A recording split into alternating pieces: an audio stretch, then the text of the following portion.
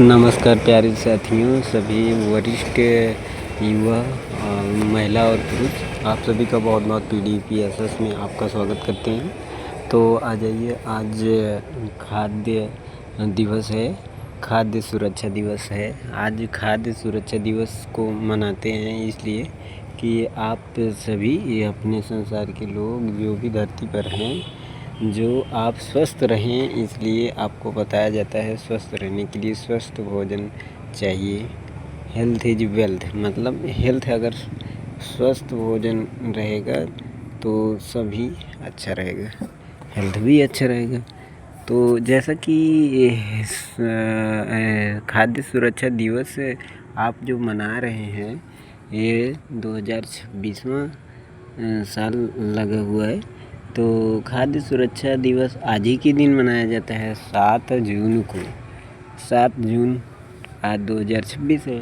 तो इसमें आपका खाद्य जो भी फूड है, कोई भी मटेरियल है, उसको साफ़ सफाई से रखें और साफ़ सफाई से उसके देख रेख करके ही खाएं। उसको ढक कर रखें, जैसे भोजन पका रहे हैं ज़्यादा ना जलाएं, वो हिसाब से पकाएं और नाखून वगैरह सब कटा हो, साफ़ सफाई नहा धोकर बनाएं। धोएं पहले साग सब्जी को, तब खाना उसको बनाना शुरू करें। तो इस प्रकार से आप देखेंगे बहुत अच्छा वातावरण है। जैसे पेड़ पौधे अधिक से अधिक लगाएं तो ये भी खाद्य सुरक्षा है। कैसे खाद्य सुरक्षा है? जल संरक्षण भी करना चाहिए। यदि जल संरक्षण नहीं करेंगे तो पीने का पानी भी दूषित ही पिएंगे। अगर पेड़ पौधे ज़्यादा हैं तो जो धरातल से जल निकलता है वो भी साफ़ सुथरा सुरक्षित निकलता है, उस समय पर बारिश होती है, ये भी बहुत ज़रूरी है।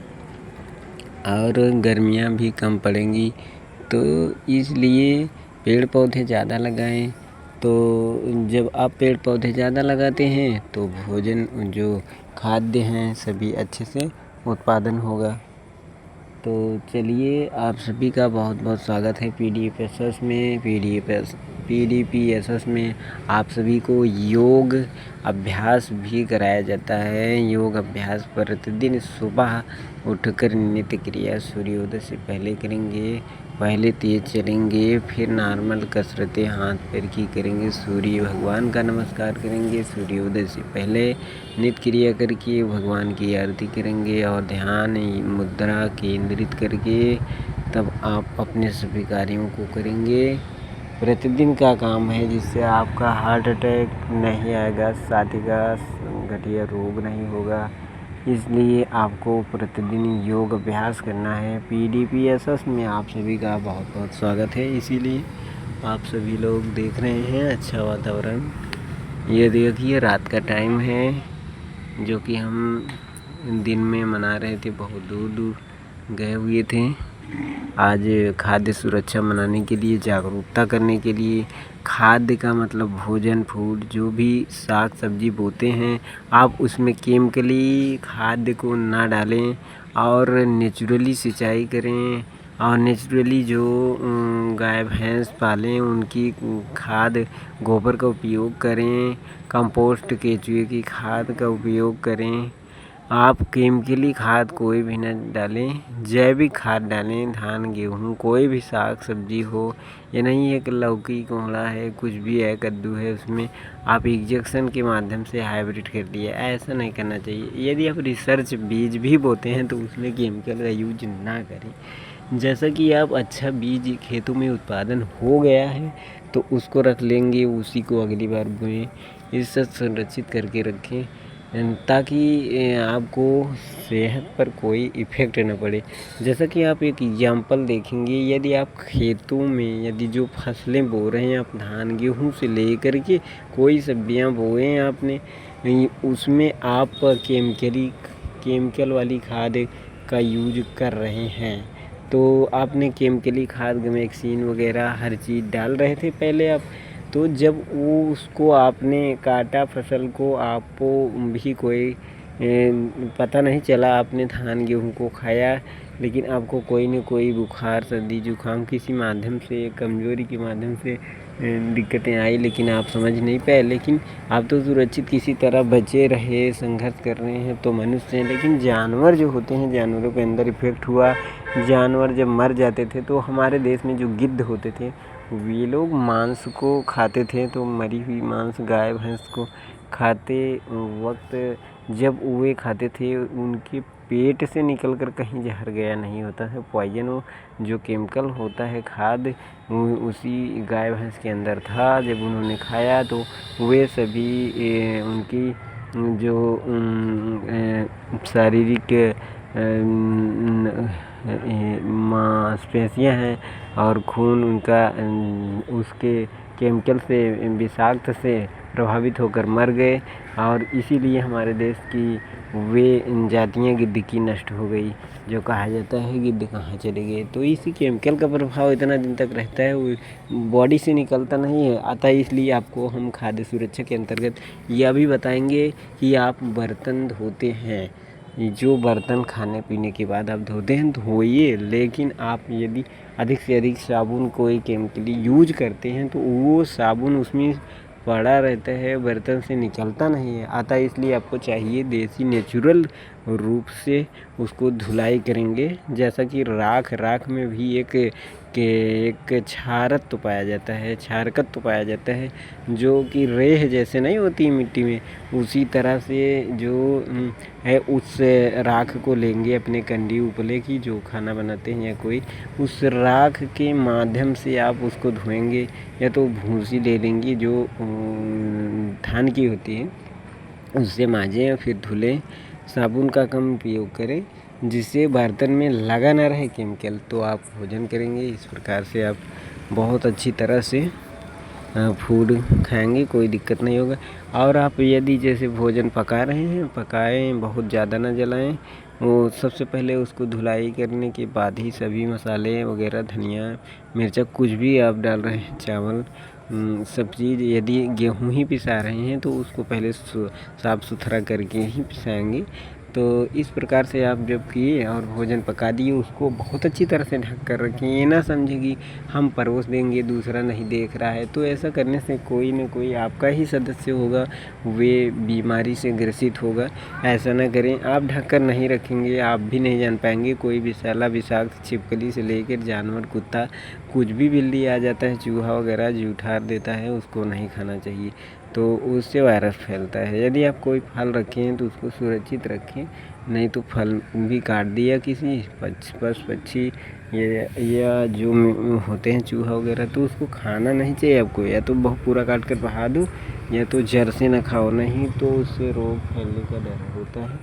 तो आप देखेंगे आजकल के बच्चे हैं जो गाड़ियाँ भी चलाना सीख लिए हैं, छोटे छोटे बच्चे हैं जो कि अभी कक्षा 6-7 में पढ़ रहे हैं, सब आज सीख रहे हैं, सभी कार्य करना सीख रहे हैं।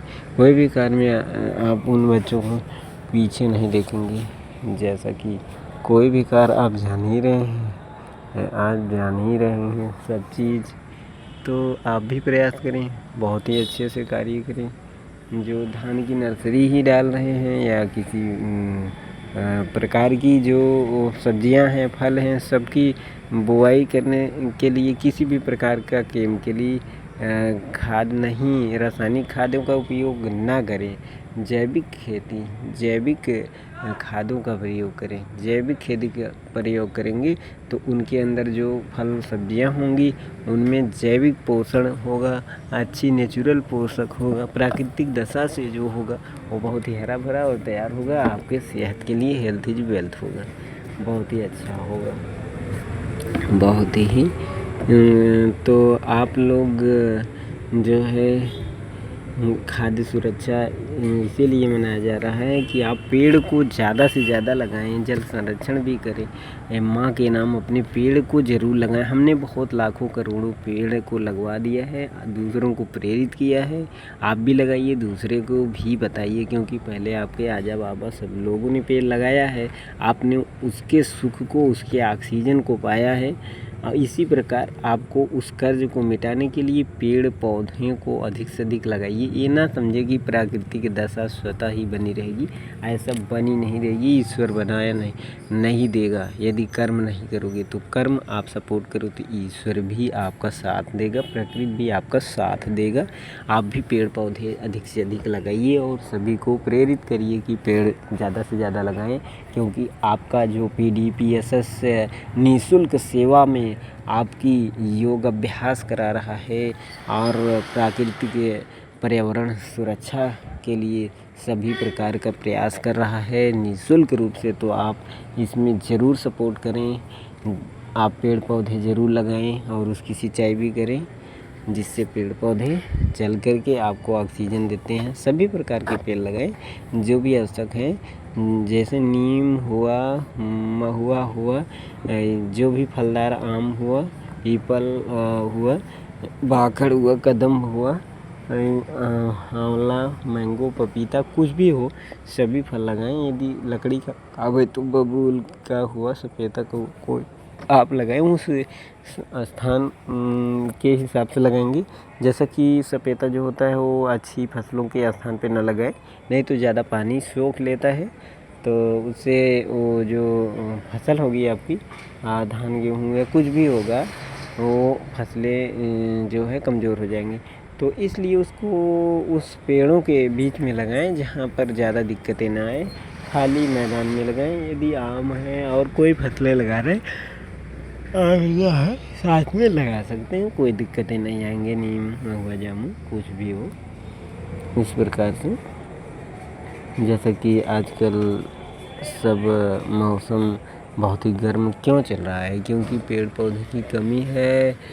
जो आकाश में सभी प्रकार की अच्छी गैसें नहीं रह गई हैं, ये विषाक्त गैसें जा कर के अच्छी गैसों को हटा दे रही हैं, जो परतें ढकी रहती हैं। सूर्य की रोशनियाँ आती हैं, खुले वातावरण से रोशनियाँ आने के कारण वो छिद्र हो जा रहा है, जिससे यहाँ पर धूप ज़्यादा पड़ रही है, गर्मी ज़्यादा पड़ रही है।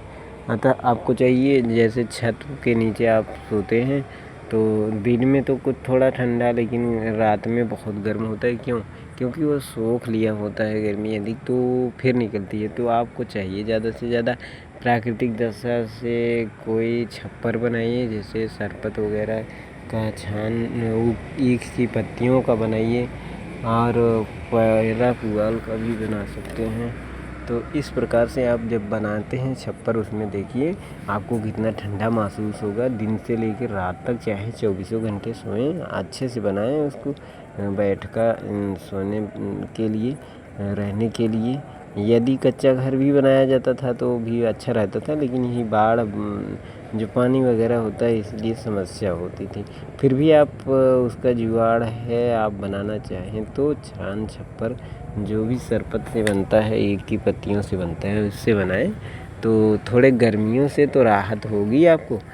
जैसे पक्का मकान है, इसमें बरसात और ठंडी के लिए राहत है, लेकिन गर्मी के लिए राहत कम होती है। इस प्रकार से आप सुरक्षित तरीके से आगे देखेंगे। खाद्य सुरक्षा के अंतर्गत आप और क्या जान सकते हैं? PDPSS योग अभ्यास सेंटर एंड पर्यावरण सुरक्षा में आप सभी का स्वागत है। आप PDPSS के प्रेरित इन शब्दों से आप प्रभावित होकर के बहुत ही सपोर्ट करिए और पेड़ पौधे ज़्यादा से ज़्यादा लगाएं। हम निःशुल्क रूप से आपको सेवाएं दे रहे हैं। अधिक से अधिक वरिष्ठ युवा, जैसे 60, 65, 50 से ऊपर के महिला और पुरुष, आप सभी को हम ज़रूर यह आपसे अनुरोध करते हैं, निवेदन करते हैं कि आप सुबह उठ जाइए।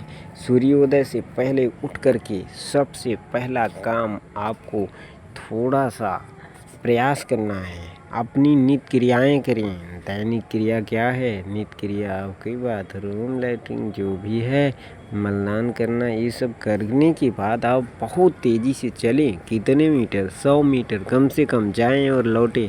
आपको क्षमताएं हैं 200 मीटर चले जाइए, जल्दी तेज़ी से चलें और लौट कर आइए। फिर आप आएंगे, जो भी विकलांग भी हैं, कितने भी विकलांग हैं, जितना भी चल सकें, लाठी डंडा के सहारे से चलते रहें, फिर लौट कर आएँ। तो उसके बाद आप नॉर्मल कसरतें करें, हाथ पैर की ऊपर उचकने मटकने, पैर को उठाना बैठाना, इस प्रकार से सभी प्रकार से कसरतें करें। झुकने की कसरत करें, बैठने की कसरत करें, सभी प्रकार की कसरतें, खुश होकर ऊपर तनने की कसरत करें। सब कसरतें करने के बाद ध्यान केंद्रित मुद्रा में भगवान सूर्य के हरि ओमाय नमः, सूर्य देवाय नमः, जय श्री प्रकृति देवाय, परम पिता परमेश्वराय, धरती माता आकाश देवाय, सबकी जय हो, छित जल पावक गगन समीर देवाय नमः। और उसके बाद अपने अपने माता पिता की जय हो, साधु संतों की जय है, जय श्री परम पिता परमेश्वर भगवान सूर्य देव की जय हो करके आप अपने कार्यों में लग जाएं। और सारा काम करने के बाद आप मनोरंजन के रूप में जो भी संगीत जानते हो उसकी आप आपस में बोलें, गाएं और ईश्वर का भजन करें। फिर शाम के टाइम या किसी भी टाइम थोड़ा सा समय निकाल के पेड़ पौधे की तरफ भी ध्यान दें और पेड़ पौधे लगाएं, फल भी लगाएं। सभी लोग नेचुरलिटी प्राकृतिक रूप से कोई ना कोई फल सब्जी बोएं, जिससे आपके और आपके परिवार के आसपास सभी सदस्यों का सेहत, हेल्थ इज वेल्थ हो, बहुत ही अच्छा स्वास्थ्य हो। इस प्रकार से आपने बहुत कुछ सीखा होगा। प्राकृतिक रूप से अभी आप पेड़ पौधों को लगाते हैं तो वातावरण अपने आप समय समय पे वर्षा होगी, समय समय पे गर्मी होगी, समय समय पे बरसात होगी। जब पेड़ पौधों की कमी होगी, अंधाधुंध कटाई के कारण, जैसे ये देखिए बिल्डिंगें बनी जा रही हैं, इस प्रकार से जब बिल्डिंगें अधिक से अधिक बन जाती हैं, अंधाधुंध पेड़ों की कटाई हुई, तो इससे आपका वातावरण प्रभावित होता है। ना समय से गर्मी होगी, जब गर्मी पड़नी चाहिए तब तो आपके पास ठंडी होगी या तो बरसात होगी। इसी प्रकार से जब गर्मी पड़नी चाहिए तब बरसात होगी, जब बरसात होना चाहिए तब गर्मी पड़ेगी, जब ठंडी होना चाहिए तब बरसात होगी। ऐसे ऐसे चेंजिंग देखेंगे आप। आंधी तूफान आता रहता है, यही सब कारण है। और समय अनुसार आंधी तूफान आते थे तो कोई दिक्कत नहीं थी ना। तो यह कारण है। आजकल कितनी बिल्डिंगें, कितनी प्रकार की जो यहाँ आज के समय में सभी बिल्डिंग तैयार हो रही हैं, कंपनियां फैक्ट्रियां लग रही हैं, पेड़ पौधों की अंधाधुंध कटाई हो रही है। ऐसा नहीं होना चाहिए। यदि आप पेड़ पौधों की आवश्यकता अनुरूप फैक्ट्रियों में यूज कर रहे हैं, उस पर ज़्यादा लगाना भी चाहिए।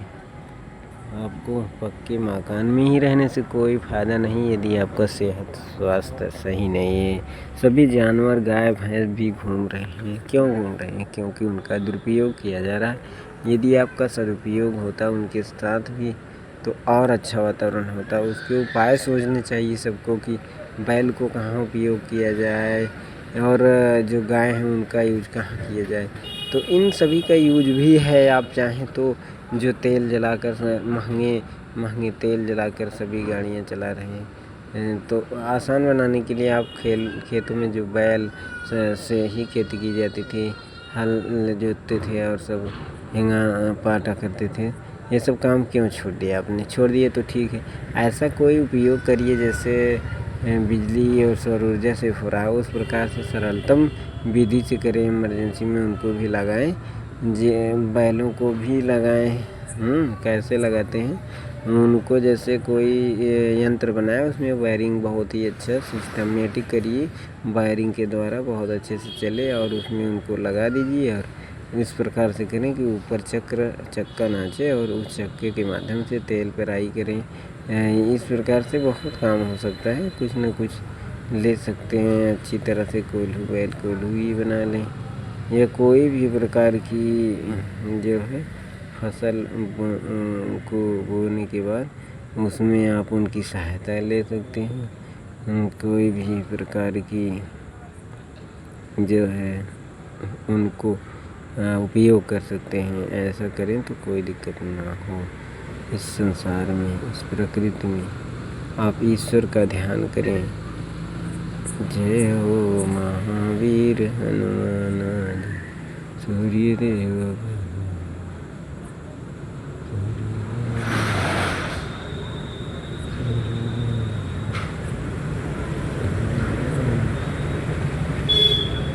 सूर्य देवाय नमः।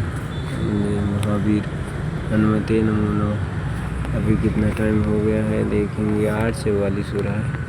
तो अब आप लोग थोड़ा घर में ही ना बैठे रहें, एक दूसरे की मदद भी करना चाहें।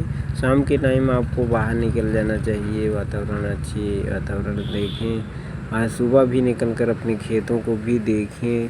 सबको चाहिए कि उसमें क्या रोग हो रहा है क्या नहीं हो रहा है, उसकी उपचार करें। जैसे घास ओस है, कोई ज़्यादा आ रहा है प्रकोप, उसको निकाल दो। केमिकल का यूज कम करो, उसकी देख रेख करो, समय से सिंचाई करो। रोगीली चीज़ों में ही दवा का इस्तेमाल करके जैविक दवाएं भी आती हैं। तो इस प्रकार से ऑर्गेनिक जो भी हैं उसका उपयोग ज़्यादा करें। जय श्री महावीर हनुमते सूर्य देवाय नमः। अभी देखते हैं, जय श्री महावीर हनुमते सूर्य देवाय नमः। हरि ओमाय नमः। मातुस्य पिता श्री गुरुदेवभ्यामाय नमः। खाद्य सुरक्षा दिवस आज मनाया जा रहा है, आपको ध्यान देना चाहिए। जय श्री महावीराय नमः। जय श्री सूर्य देवाय नमः। हरि ओमाय नमो नमः। ते नमो नमः। ओम सूर्योदयाय नमः। आपको योग भी करना चाहिए, भगवान का ध्यान भी केंद्रित करना चाहिए। ओम सूर्य देवाय नमः। अपने अपने माता पिता की जय। जय श्री प्रकृति के देवता महावीर हनुमते सूर्य देवाय नमः। और आप ऐसा भी हेल्प करना चाहिए, जो बेसहारा हैं, दादा दादी, अपने माता पिता, सबकी सहायता करो। आप हेल्प करते हैं तो आपको ईश्वर शक्ति उतनी ही देती है, आशीर्वाद मिलता है, शांति से रहोगे। यदि आपको किसी की सहायता नहीं करते हैं, हेल्प नहीं करते हैं, जो बेसहारा हैं, तो आपको उसका दुष्परिणाम मिलेगा ही मिलेगा, वो मिलेगा ही मिलेगा। अब अच्छा काम करते हैं तो आपको अच्छा परिणाम ही मिलेगा। तो ये ज़रूर ध्यान दें। अपने अपने माता पिता की जय हो। परमपिता परमेश्वर महावीर हनुमते सूर्य देवाय नमः। जय हो। साधु संतों की नमः। आपका PDPSS से योग अभ्यास एंड पर्यावरण सुरक्षा में आपका बहुत बहुत धन्यवाद है।